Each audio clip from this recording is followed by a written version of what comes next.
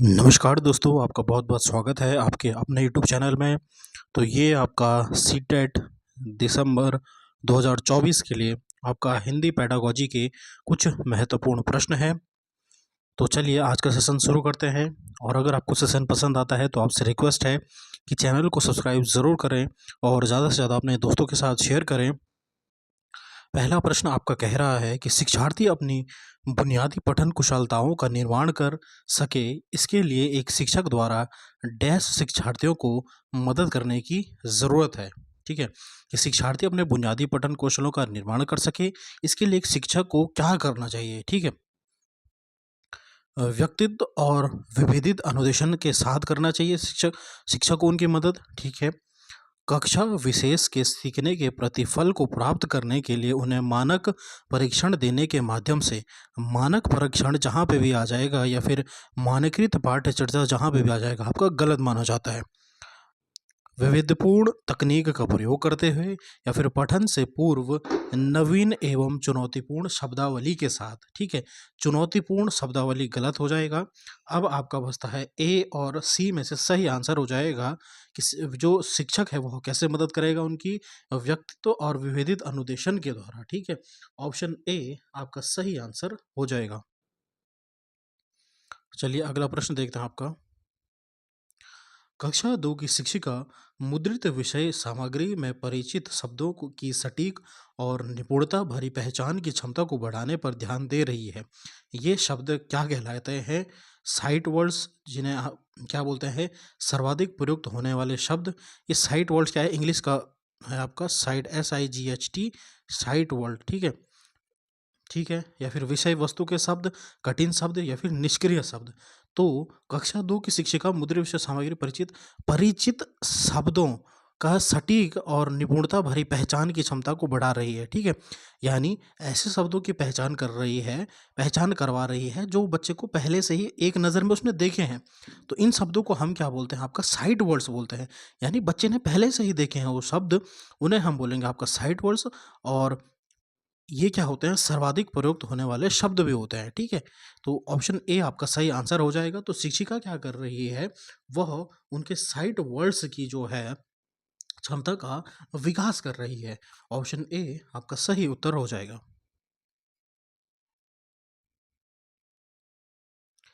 एक से अधिक भाषा का ज्ञान भाषा कक्षा में एक शिक्षक के ऊपर एक बोझ बन सकता है।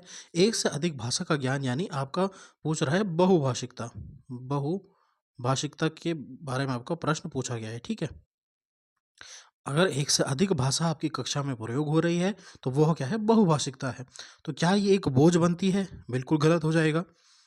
नवीन कक्ष में सीखते समय शिक्षार्थी को उसके समनुरूप करता है। यानी जैसी वह भाषा है उसके अनुरूप एक शिक्षार्थी हो जाएगा, ये भी आपका गलत कह रहा है। नवीन भाषा के सीखने सिखाने में मदद करता है, बिल्कुल सही। बच्चा एक बहुभाषी अगर कक्षा में है तो उससे क्या होगा कि वह नवीन भाषा को जल्दी से जल्दी सीख जाएगा। ठीक है, नवीन भाषा सीखने में हस्तक्षेप करता है, हस्तक्षेप नहीं करता है। आपका एक से अधिक भाषा है, इसका सही आंसर हो जाएगा कि नवीन भाषा सीखने सिखाने में मदद करता है अगर एक से अधिक भाषा जो आपकी कक्षा में प्रयोग हो रही है। ठीक है, सी ऑप्शन आपका सही आंसर हो जाएगा। जितने भी प्रश्न हैं आपके, ये आपके ऑनलाइन पेपर से लिए गए हैं। चलिए अगला प्रश्न देखते हैं आपका। एक शिक्षिका कक्षा 4 के शिक्षार्थियों से एक छोटे अनुच्छेद को समझ के साथ पढ़ने और गहराई से उसका परीक्षण करने के लिए कहती है। ठीक है, कि कक्षा 4 के जो शिक्षार्थी है उन्हें एक उसने छोटा अनुच्छेद दिया है, उनको पढ़ने और तथा गहराई से उसका परीक्षण करने के लिए कहती है। साथ ही वे आवश्यकता अनुसार शिक्षार्थियों की आधारभूत मदद भी करती है। ठीक है, वह डैश का अभ्यास कर रही है, विस्तृत पठन, गहन पठन, पहेली पठन या फिर सहयोगी पठन। ठीक है, तो सहयोगी पठन तो नहीं होगा और पहेली पठन भी नहीं होगा। दो बचते हैं आपका, विस्तृत पठन और गहन पठन। तो जो है टीचर ने एक छोटा अनुच्छेद दिया है। ठीक है, और उसे यहाँ पे क्या लिखा गया आपका? पढ़ने के साथ साथ गहराई से उसका परीक्षण करना है, यानी गहराई में पढ़ना है। तो इसे हम क्या बोलेंगे? आपका गहन पठन बोलेंगे। ठीक है, यह क्या होता है? आपका गहन पठन बोलेंगे। ठीक है, जिसमें क्या होता है? हम गहराई से, बारीकी से उस चीज़ों को देखते हैं। ठीक है, गहराई से उस चीज़ों को देखते हैं। ठीक है, विस्तृत मतलब केवल ऊपर ही ऊपर से सरसरी तौर से पढ़ना को आप क्या बोलते हैं? विस्तृत पठन बोलते हो। ठीक है, चलिए अगला प्रश्न देखते हैं आपका। भाषा शिक्षण के लिए एक वास्तविक एवं व्यावहारिक स्थिति का उपयोग करते हुए सरलतापूर्वक भाषा से परिचित होने में शिक्षार्थियों की मदद करने वाली पद्धति डैश कहलाती है। ठीक है, कि भाषा शिक्षण के लिए वास्तविक एवं व्यावहारिक स्थिति क्या कहलाती है, ये आपसे पूछा गया है। ठीक है, वास्तविक एवं जो है व्यावहारिक स्थिति। ठीक है, संरचनात्मक उपागम, स्थितिपरक भाषा शिक्षण पद्धति, श्रव्य भाषिक पद्धति या फिर द्विभाषा पद्धति। ठीक है, ये श्रव्य भाषिक नहीं है, द्विभाषा नहीं है, यह हो जाएगा आपका स्थितिपरक, यानी स्थिति के अनुसार आप भाषा का शिक्षण कर रहे हैं। ठीक है, क्योंकि यहाँ पे लिखा गया है कि वास्तविक स्थिति में आप भाषा का उपयोग कर रहे हैं, तो इसका क्या हो जाएगा आपका, यानी स्थितिपरक भाषा शिक्षण पद्धति में आता है आपका। ठीक है, ऑप्शन दूसरा आपका सही आंसर हो जाएगा। पठन पूर्व कार्य डैश होते हैं, यानी पठन पूर्व कार्य डैश होते हैं, शिक्षार्थियों की पठन कुशलता का मूल्यांकन करने के लिए होते हैं। यानी पढ़ने से पूर्व कार्य जो होते हैं मूल्यांकन करने के लिए होते हैं, नहीं पठन के बाद वाले कार्य मूल्यांकन के लिए होते हैं। ठीक है, कठिन शब्दों और पदों का अर्थ देने के लिए नहीं, शिक्षार्थियों को पाठ्य वस्तु में प्रवेश करने और उन्हें अभिप्रेरित करने के लिए, बिल्कुल उन्हें एक मोटिवेशन मिलता है। अगर हम उसको पठन पूर्व से कुछ क्या है, पठन पूर्व के जो कार्य रहते हैं बच्चों को भी बताना चाहिए कि हम उन्हें क्या पढ़ा रहे हैं, तो इससे उन्हें एक क्या है, एक हिंट मिल जाती है, यानी प्रवेश करने का एक मौका मिलता है और उससे क्या है वो अभिप्रेरित भी होते हैं। ठीक है, पठन सामग्री में प्रयुक्त व्याकरण के बिंदुओं की व्याख्या करने के लिए व्याकरण जहाँ पे भी आ जाएगा ये आपका गलत होता है, तो सही ऑप्शन कौन सा हो जाएगा, तीसरा आपका सही आंसर हो जाएगा इसमें। ठीक है, चलिए अगला प्रश्न देखते हैं आपका। प्रथम भाषा अर्जन में निम्नलिखित चरण होते हैं। अब भाषा अर्जन और एक होता है भाषा अधिगम। भाषा अर्जन जो होता है वह एक स्वाभाविक प्रक्रिया होती है। जैसे जो छोटा बच्चा रहता है वह भाषा को क्या है, जब अपने परिवार में रहता है, अपने समाज में रहता है, सबसे पहले तो परिवार में रहता है, तो वह क्या होता है भाषा को क्या है अर्जित कर लेता है, स्वयं उसके अंदर भाषा क्या हो जाती है अर्जित हो जाती है। तो उसका चरण क्या होता है, ठीक है, तो सबसे पहले होता है बच्चा क्या होता है कूकना, सबसे पहले बच्चा का क्या होता है कूकना, कूकना होता है। ठीक है, फिर क्या होता है बच्चे का होता है बलबलाना, आपने देखा होगा बच्चा बलबलाता है। ठीक है, फिर उसके बाद होता है आपका, यहाँ पे हो जाएगा आपका समग्र बोधि अवस्था। ठीक है, समग्र समग्र बोधि अवस्था होती है। फिर उसके बाद बच्चा जो है वह दो शब्द बोलना सीखता है। ठीक है, दो शब्द अवस्था हो जाती है। उसके बाद तार शैली वाक्य, फिर बच्चा क्या है पूरा सेंटेंस बोलना शुरू कर देता है, उसे हम बोलते हैं आपका तार शैली वाक्य। ठीक है, तो ये कहाँ पे है, सबसे पहले कूकना सभी में है कूकना आपका। ठीक है, कूकना, उसके बाद बलबलाना बलबलाना। ठीक है, तो ये तीसरा ऑप्शन आपका कट जाएगा, इसमें बलबलाना नहीं है। फिर उसके बाद समग्र बोधि, और इसमें आपका दो शब्द, ये गलत हो जाएगा। अब ये बचता है आपका समग्र बोधि, फिर आपका है दो शब्द दिया और तार शैली, यानी ऑप्शन डी आपका सही उत्तर हो जाएगा। ठीक है, सबसे पहले बच्चा क्या है कूकना सीखता है, फिर बलबलाना, यानी ऐसे बच्चा नहीं करता है मम्मा पापा, दो दो शब्द बोलता है, सॉरी दो दो शब्द नहीं, मतलब बलबलाना बोलते हैं उसे हम। ठीक है, धीरे धीरे क्या है ध्वनि उत्पन्न करना चालू कर देता है, फिर समग्र बोधि अवस्था होती है, फिर बच्चा दो शब्द बोलना शुरू कर देता है, फिर धीरे धीरे उसको पूरा वाक्य बोलना शुरू कर देता है। तो ये इसका चरण हो गया। ठीक है, चलिए अगला प्रश्न देखते हैं आपका। इस उपागम में व्याकरणिक संरचना तथा एकल शब्दों की बजाय अर्थ एवं भाषा और उसके कोश की पूर्णता में देखना शामिल है। ठीक है, किसमें जो है हम व्याकरण की संरचना तथा एकल शब्दों के बजाय अर्थ एवं भाषा पर शामिल होता है, यानी अर्थ एवं भाषा को देखते हैं। अधोगामी, ऊर्ध्वगामी, एकीकृत या फिर निम्नात्मक उपागम, तो ये होता है आपका अधोगामी उपागम, अधोगामी उपागम। ठीक है, चलिए अगला प्रश्न देखते हैं आपका। एक शिक्षक डैश के माध्यम से अपने शिक्षार्थियों के खराब अंकों के कारणों को जानने के लिए एक परीक्षण तैयार करता है। निदानात्मक परीक्षण करता है, निपुणता परीक्षण करता है, उपलब्धि परीक्षण करता है या फिर अभिक्षमता परीक्षण करता है। ठीक है, तो एक शिक्षक जो है उसको बच्चों के जो है खराब बच्चे जो है खराब अंक क्यों प्राप्त कर रहे हैं उसके लिए एक परीक्षण करना है, एक टेस्ट करना है उसको। तो वह क्या करेगा, उसको निदानात्मक परीक्षण करेगा कि बच्चे क्यों जो है अच्छे नंबर नहीं ला पा रहे हैं, तो इसके लिए वह क्या है निदानात्मक परीक्षण करेगा, उनका निदान करेगा उनका। ठीक है, उनकी प्रॉब्लम को सॉल्व करेगा। ठीक है, तो इसका सही आंसर, इसको हम इंग्लिश में क्या बोलते हैं आपका, रेमेडियल टीचिंग, रेमेडियल टीचिंग या फिर रेमेडियल टीचिंग मेथड बोलेंगे हम, ठीक है। रेमेडियल यानी उपचार करना, जैसे डॉक्टर आपका उपचार करता है जब आपको प्रॉब्लम होती है कुछ, तो उसी प्रकार से टीचर भी जो है जो है शिक्षक जो है बच्चे को जहाँ भी प्रॉब्लम आएगी उसकी मदद करेगा। तो ऑप्शन ए आपका सही आंसर हो जाएगा।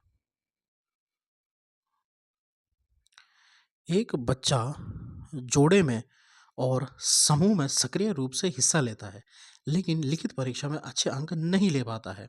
एक शिक्षक के रूप में आप शिक्षार्थी की किस प्रकार से मदद करेंगे? ठीक है, क्या बोल रहा है आपका कि बच्चा जो है वह समूह में तो सक्रिय है, यानी ग्रुप में तो ग्रुप एक्टिविटी दोगे तो वो सक्रिय है, लेकिन वह लिखित परीक्षा में अच्छे अंक प्राप्त नहीं करता है, तो आप शिक्षक होने के नाते क्या करेंगे? उसकी सामाजिक अंतःक्रिया की प्रशंसा करते हुए आप उसकी क्या है मदद इस प्रकार से करेंगे कि वह क्या है सामाजिक अंतःक्रिया की प्रशंसा करेंगे। बच्चे के माता-पिता को यह स्पष्ट करते हुए कि लेखन में उसकी कोई रुचि नहीं है, ऐसा तो नहीं है, ये गलत हो जाएगा। माता-पिता से यह अनुरोध करते हुए कि वे उसकी पढ़ाई में मदद करें। क्या आप उसके डायरेक्ट रूप से पेरेंट्स को बोलोगे? नहीं। उसको नियमित परीक्षण देते हुए ताकि वह सुधार कर सके। उसको क्या है नियमित परीक्षण देना है ताकि वह क्या है उसमें सुधार कर सके। ऑप्शन जो है डी ऑप्शन आपका सही आंसर हो जाएगा। सामाजिक अंतःक्रिया में तो बच्चा है, इससे उसकी प्रशंसा करके कोई फ़ायदा नहीं होगा। हमें क्या है उसका नियमित परीक्षण करना है और तथा उसका सुधार कर सके ताकि बच्चा क्या है सुधार कर सके। ऑप्शन डी आपका सही आंसर हो जाएगा।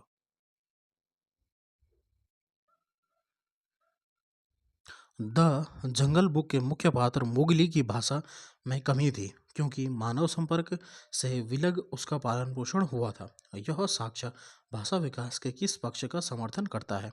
कि जो आपने देखा होगा मोगली जो था जो जंगल में रहता था, तो उसका इसी प्रकार से पोषण हुआ, तो इसीलिए उसको क्या है मानवों की भाषा नहीं आती थी, वह जानवरों की तरह भाषा बोलता था, ठीक है। तो ऐसा इस किस पक्ष का आप समर्थन करेंगे आपसे पूछा गया। एक सही आयु में बच्चे के पास भाषा परिवेश का अभाव है, इसलिए वह इस प्रकार जो है जानवरों की भाषा बोल रहा है, ठीक है। क्योंकि हर एक आयु में एक पर्टिकुलर आयु में जो है बच्चा जो है अपनी भाषिक परिवेश में ही भाषा सीखता है, ठीक है। अगर एक बच्चा पैदा हुआ और आप उसे केवल जंगल में छोड़ दोगे, ठीक है, तो वह क्या है भाषा नहीं सीख पाएगा। ये सही कह रहा है आपका, ठीक है। अगला देखते हैं आपका, बच्चे को कुछ जीव वैज्ञानिक समस्या थी? नहीं, ऐसा कुछ नहीं है। सहज क्षमता के साथ उसका जन्म नहीं हुआ है, जन्म पे भी नहीं है। उसे मानव भाषा की बजाय जानवरों की भाषा से प्रेम है, ऐसा कुछ नहीं है। उसे हमने ऐसा भाषिक परिवेश नहीं दिया है कि वह क्या है मानवों की भाषा बोल पाए। तो इसका सही आंसर क्या हो जाएगा? ऑप्शन पहला इसका सही उत्तर हो जाएगा।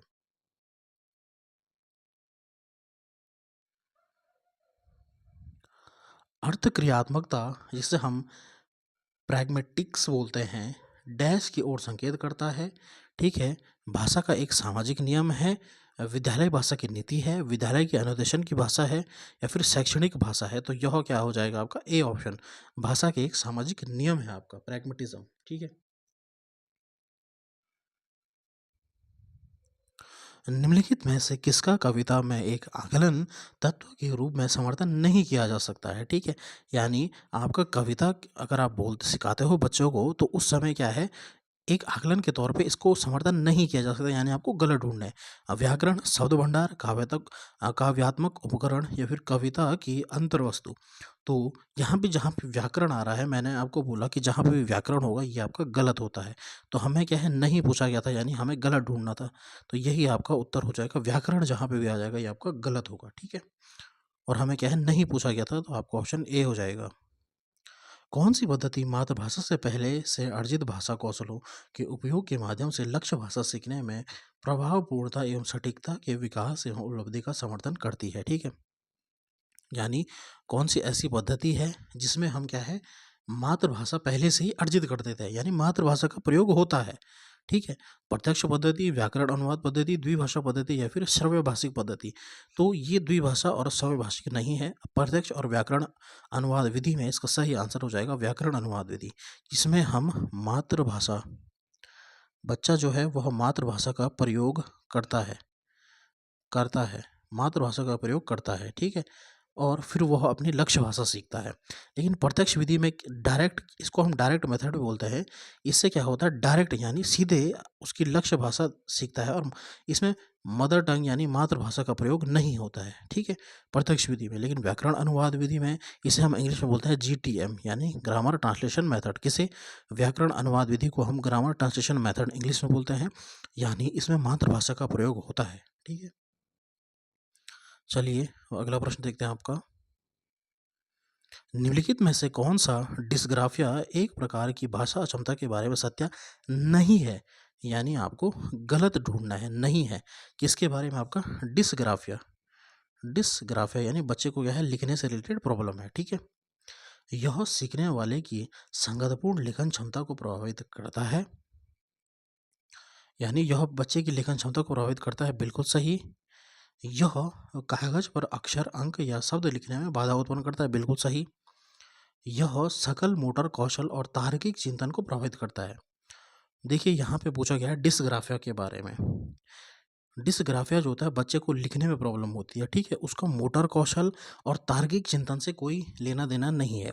अगर बच्चे को डिस्ग्राफिया है तो उसका तार्किक तार्किक चिंतन जो होगा वह क्या है, ऐसा नहीं है कि वो तार्किक चिंतन में भी प्रभावित होगा। तो ये तो आपका गलत कह रहा है, ठीक है। यह खराब वर्तनी बिगड़ी हुई लिखावट को बढ़ावा देता है, बिल्कुल सही। बच्चे को क्या है, लिखावट में प्रॉब्लम होगी, उसे स्पेलिंग यानी वर्तनी नहीं आ जाएगी, लिखावट में भी उसको क्या है, तकलीफ होगी, शब्द अक्षर नहीं लिख पाएगा, अंक नहीं लिख पाएगा, ठीक है। आपने बच्चे को बोला 100 लिखो, SAW, तो वो वॉज लिख देगा, ठीक है, इस प्रकार से वॉज लिख देगा। आपने उसे 6 बोला तो उसने 9 बना दिया, इस प्रकार से अंकों में प्रॉब्लम हो सकती है, ठीक है। आपने बोला डॉग बनाओ तो उसने क्या है, गॉड लिख दिया, ठीक है, यानी शब्दों अक्षर बनाने में उसको अक्षमता होती है। तो हमें पूछा गया था डिस्ग्राफिया से क्या है, नहीं संबंधित है, यानी हमें गलत ढूंढना था। तो गलत कौन सा है, आपका सी ऑप्शन है, तो यही आपका आंसर हो जाएगा, ठीक है। तो स्टूडेंट्स ये रहे आपके 15 महत्वपूर्ण प्रश्न आपके हिंदी पेडागोजी से रिलेटेड। तो अगर आपको क्लास पसंद आती है तो आपसे रिक्वेस्ट है कि ज़्यादा से ज़्यादा शेयर करें और प्लीज़ चैनल को सब्सक्राइब ज़रूर करें। ऐसे ही MCQ की सीरीज़ आपके लिए लाते रहेंगे। धन्यवाद। जय हिंद, जय भारत।